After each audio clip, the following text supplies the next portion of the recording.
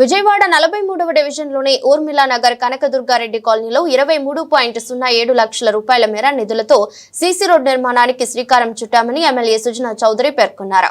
ప్రజల సమస్యలను వీలైనంత త్వరగా పరిష్కరించేలా కూటమి ప్రభుత్వం పనిచేస్తుందని చెప్పారు. విజయవాడ పశ్చిమ నియోజకవర్గంలోని 43వ డివిజన్లోని ఊర్మిళ నగర్ కనకదుర్గారెడ్డి కాలనీలో 23.07 లక్షల రూపాయల మేర నిధులతో సీసీ రోడ్ నిర్మాణానికి ఎమ్మెల్యే సుజనా చౌదరి శంకుస్థాపన చేశారు.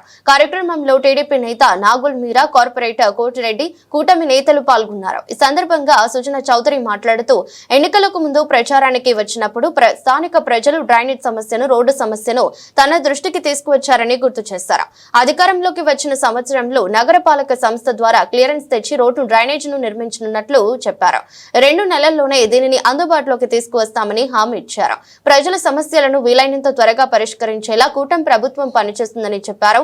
డివిజన్ లో ఏ సమస్యలు ఉన్నా తన దృష్టికి తీసుకురావాలని సూచించారు. ఈ రోజు కనకదుర్గారెడ్డి కాలనీలో ఇక్కడ డ్రైనేజ్ సమస్య, రోడ్డు సమస్య అని నేను ఎలక్షన్ అప్పుడు కూడా క్యాంపెయిన్ చేసినప్పుడు అందరూ చెప్పారు.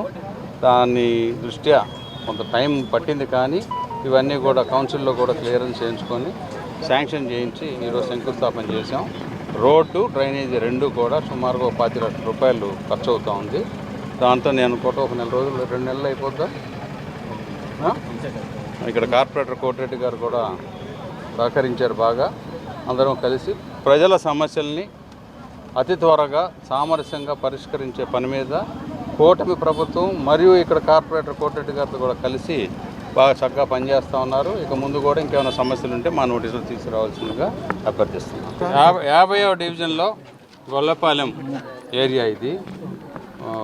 ఆంజనేయ కొండ ప్రాంతం, ఆంజనేయ స్వామి టెంపుల్ కూడా ఉంది ఇక్కడ.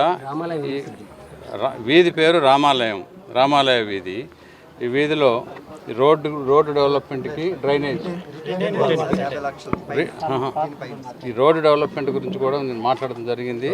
దానికంటే ముఖ్యంగా యాక్సిడెంట్స్ కాకుండా ఉండడానికి రీటైనింగ్ వాల్ గురించి ఈరోజు శాంక్షన్ చేసేసారు. అది డిఈ గారు, ఏఈ గారు కూడా ఉన్నారు. డిఈ గారు దగ్గరుండి తొందరగా ఇక్కడ ఉన్న లోకల్ ప్రజానికం అందరూ కూడా పని మీద శ్రద్ధ చూపెట్టి ఏదో వాళ్ళు చేస్తున్నారని వదిలేయకుండా పని చేసిండి. ఇంకేదైనా సమస్యలు ఉంటే పట్టండి. ఎలక్ట్రికల్ పోల్ గురించి సమస్య చెప్పారు, అది కూడా ఎలక్ట్రికల్ డిఈ గారితో మాట్లాడతాను. Thank you.